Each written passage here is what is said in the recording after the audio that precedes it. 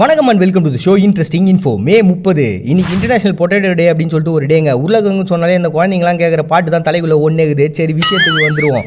இந்த உருளைக்கிழங்கு பொறுத்த வரைக்கும் கிட்டத்தட்ட 9000 வருஷத்துக்கு முன்னாடிலேருந்தே மனுஷங்களுடைய வாழ்க்கையில் ஒரு அங்கமாக இருந்திருக்கு. அப்போதுலேருந்து இதை பயிரிட்டு இருக்காங்க அப்படின்ற மாதிரி நிறைய ஆராய்ச்சி விஷயங்கள்லாம் இருக்குதுங்க. ஸ்பானியர்கள் வந்ததுக்கப்புறம் அவங்க மூலமாக ஐரோப்பியாவுக்கு போச்சு. அதுக்கப்புறம் பார்த்தீங்கன்னா தொடர்ந்து உலகம் முழுக்க எல்லா இடங்களுக்கும் பரவி இன்னைக்கு அதனுடைய பயன் அப்படின்றது எந்த அளவுக்கு மாறி இருக்குது அப்படின்னா, உலகத்தினுடைய மக்கள் தொகையில் 3/2 பங்கு மக்கள் இந்த உருளைக்கிழங்கை யூஸ் பண்ணுறாங்களாம். வேர்ல்டு வைடில் கிட்டத்தட்ட 5000 வெரைட்டியில் இந்த உருளைக்கிழங்கு இருக்குது. அது மட்டும் இல்லாமல் இந்த வளரும் நாடுகளில் வறுமையெல்லாம் ஒழிக்கிறதுக்கு என்ன பண்ணலான்னு பிளான் பண்ணி இந்த சமயத்தில் இந்த உருளைக்கிழங்கு மூலமாக அந்த வறுமையை நம்மளால் குறைக்க முடியும். நமக்கு சரியான ஃபுட்டு அவங்ககிட்ட கொண்டு போய் சேர்த்துட முடியும். ஏன்னா உருளைக்கிழங்குல ஏகப்பட்ட ஊட்டச்சத்து இருக்குதுல்ல, அதனால் அதை பண்ண முடியும். அதில் நிறைய வெரைட்டிஸோ அதில் க்ளோன்ஸ்லாம் மாற்றி நம்ம என்ன பண்ணலாம் அப்படின்னு சொல்லிட்டு அதுக்குன்னு நிறைய ஆராய்ச்சி கூடங்களே உருவாக்கி வச்சிருக்காங்கன்னா பார்த்துங்களேன்.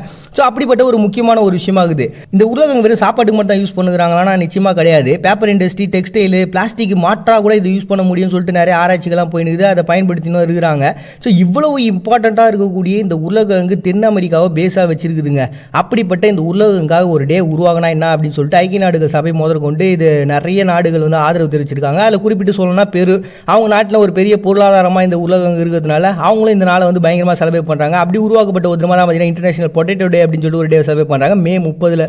நெக்ஸ்ட் இந்தியன் அரைவல் டே அப்படின்னு சொல்லிட்டு ட்ரினிடாட் டொபாகோ அப்படின்னு சொல்லிட்டு பிளேஸில் செலிப்ரேட் பண்ணுறாங்கப்பா. இந்த ட்ரினிடாட் டொபாகோவை பொறுத்த வரைக்கும் உலகத்தில் அதிகமாக பணக்காரங்க, அதாவது வருமானம் அதிகமாக வரக்கூடிய நாடுகளில் இதுவும் ஒன்று. அந்த டாப் மோஸ்ட் லிஸ்ட் எடுத்து பார்த்தீங்கன்னா 40வது இடத்துல இந்த இடம் இருக்கும். இந்த இடத்துல எதுக்குப்பா இந்தியனை வந்து அரைவல் பண்ணதுக்காக அவங்க வந்ததுக்காக ஒரு டே செலிப்ரேட் பண்ணுறாங்க அப்படின்னா, நம்ம இந்தியாவை பொறுத்தவரைக்கும் நான் ஆல்ரெடி இதை சொல்லியிருப்பேன். இங்கேருந்து நிறைய பேர் வந்து அடிமைகளாக கொண்டு போனாங்க அந்த கரும்பு தோட்டத்துக்கும் விவசாயத்துக்கும் யூஸ் பண்ணுறதுக்காக அப்படின்ட்டு. அந்த மாதிரி போன அந்த சமயம் தான். அப்படி 1845 இங்கே சைனா, வெஸ்ட் ஆஃப்ரிக்கா, அப்புறம் இந்தியா, இந்த மாதிரியான பகுதிகளிலேருந்து நிறைய பேரை அங்கே நாட்டுக்கு கொண்டு போனாங்க.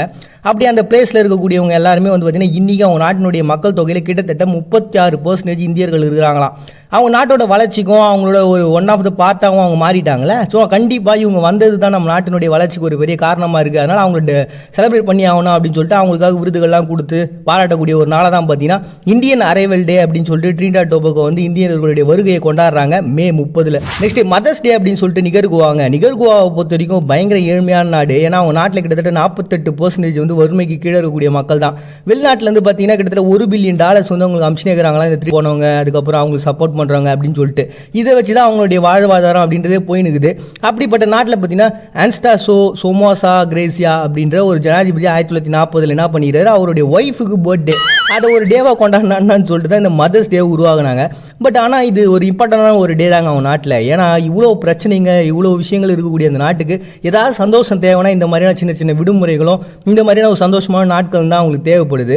அப்படிப்பட்ட ஒரு நாளாக தான் பார்த்தீங்கன்னா இன்னைக்கு யார் எப்படி உருவாகினா நமக்கு என்ன சந்தோஷமாக ஒரு விடுமுறை கிடைக்குதா அதை கொண்டாடுவோம்னு சொல்லிட்டு உருவாக்கப்பட்ட ஒரு தினமாக தான் பார்த்தீங்கன்னா மதர்ஸ் டே அப்படின்னு சொல்லிட்டு நிகர்குவா வந்து செலிப்ரேட் பண்ணுறாங்க. நெக்ஸ்ட் ஆங்குவிலா டே அப்படின்னு சொல்லிட்டு ஆங்குவிலா தீவில் வந்து செலிப்ரேட் பண்ணுறாங்க. இது வந்து பிரிட்டிஷனுடைய ஒரு கண்ட்ரோலில் இருக்கக்கூடிய ஒரு பகுதியாக தாங்க இருக்குது. பட் ஆனால் அவங்க என்ன பண்ணாங்க அப்படின்னா அவங்களுடைய கொள்கைகள்லாம் நிறைய பிடிக்காமல் போய் 1967 எல்லாரும் சேர்ந்து அந்த போராட்டன்றது பண்ண ஆரம்பித்தாங்க.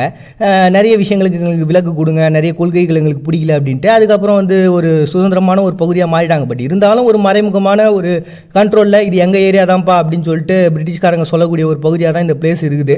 ஸோ அப்படிப்பட்ட இந்த ஒரு நாளில் அவங்களுக்குன்னு ஒரு உரிமைகள்லாம் எங்களுடைய கொள்கைகளுக்கு எங்களுக்கு தேவை அப்படின்னு சொல்லிட்டு அந்த போராட்டங்கள்லாம் நடந்ததில்ல. அந்த நாளை குறிப்பிட்டு தான் பார்த்தீங்கன்னா இன்றைக்கி ஆங்குவிலா டே அப்படின்னு சொல்லிட்டு சர்வே பண்ணுறாங்க. பட் ஆனால் இந்த நாளை பொறுத்த வரைக்கும் நீங்கள் படகு போட்டி அப்படி இப்படின்னு சொல்லிட்டு பயங்கரமான ஒரு நிகழ்வாக இருக்குங்க. கிட்டத்தட்ட 15,000 பேர் தான் அவங்க நாட்டிலே இருக்கிறாங்க அந்த தீவு பகுதியில். அப்படி இருந்தும் அந்த செலிப்ரேஷன் அப்படின்றது வேற லெவலில் இருக்குது. உலகத்தில் இருக்கக்கூடிய பல பேர் இருக்கக்கூடிய ஒரு விஷயமா இது இருக்குதுங்க. அப்படி உருவாக்கப்பட்ட தினமாக தான் பார்த்தீங்கன்னா ஆங்குவிலா டே அப்படின்னு சொல்லி செலிப்ரேட் பண்ணுறாங்க மே 30. நெக்ஸ்ட் காப்ஸ் கிறிஸ்டி அப்படின்னு சொல்லிட்டு ஒரு டே வந்து செலிப்ரேட் பண்ணுறாங்க. இது வந்து கத்தோலிக் சார்ந்தவங்க, இந்த கிறிஸ்டியானிட்டி சார்ந்தவங்களாம் செலிப்ரேஷன் போது இது வேர்ல்டு வைடில் இருக்கக்கூடிய 15 நாடுகளுக்கு மேற்பட்டவங்க செலிப்ரேட் பண்ணுறாங்க. போலாந்து, கொரியா, ஜெர்மனி அப்படின்னு சொல்லிட்டு. இதனுடைய பேசிக்கான கான்செப்ட் என்ன அப்படின்னு பார்த்தீங்கன்னா ஒரு விருந்துங்க. ஸோ அந்த விருந்தில் வந்து பார்த்தீங்கன்னா இது எல்லாத்தையும் கொடுத்து அந்த இறைவனுக்கு நன்றி செலுத்துறதாகவும் அட் த சேம் டைம் அவர் நம்ம கூட தான் இருக்கிறாரு அப்படின்ற விஷயத்தை சொல்கிறதுக்காகவும் ஒரு உயிர் தெரிந்த இந்த விஷயங்கள், அவர் நமக்காக வந்து ரத்தம் சிந்தினது, இது எல்லாத்தையும் நினைவுக்கு வந்து ஒரு விருந்தை கொடுக்கக்கூடிய ஒரு நாளாக தான் பார்த்தீங்கன்னா காப்ஸ் கிறிஸ்டியானிட்டி டே அப்படின்னு சொல்லிட்டு கிட்டத்தட்ட 15 நாடுக்கு மேலே இருக்கவங்க செலிப்ரேட் பண்ணுறாங்க மே 30.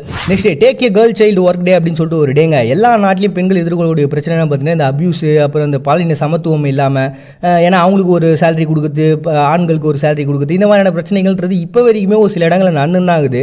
ஸோ அதெல்லாமே வந்து ஓவர் கம் பண்ணி பெண்கள் வந்து பெரிய லெவலில் ஒரு விக்டரி அடையணும் அப்படின்னு சொல்லிட்டு சவுத் ஆஃப்ரிக்கா நினச்சாங்களா என்ன எதுன்னு தெரில.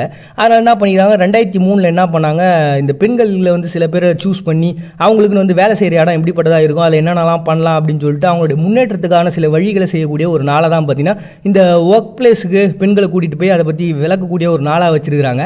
அப்படிப்பட்ட ஒரு டேவாக தான் பார்த்தீங்கன்னா take a girl child work டே அப்படின்னு சொல்லிட்டு ஒரு டே வந்து செலிப்ரேட் பண்ணுறாங்க சவுத் ஆஃப்ரிக்கா. நம்ம பலம் பயன்படாத இடத்துல பலவீனமாக தான் தோணும், அதுக்காக அது பலம் இல்லாதது இல்லை. மறுபடியும் எல்லாரும் நாளைக்கு வந்து சந்திக்கிறாரு. உங்கள்கிட்ட நான் உங்கள் பாண்டியா நீங்கள் பார்த்துட்டு இருக்கேன். இந்த நிகழ்ச்சி இன்ட்ரெஸ்டிங் இன்ஃபோ.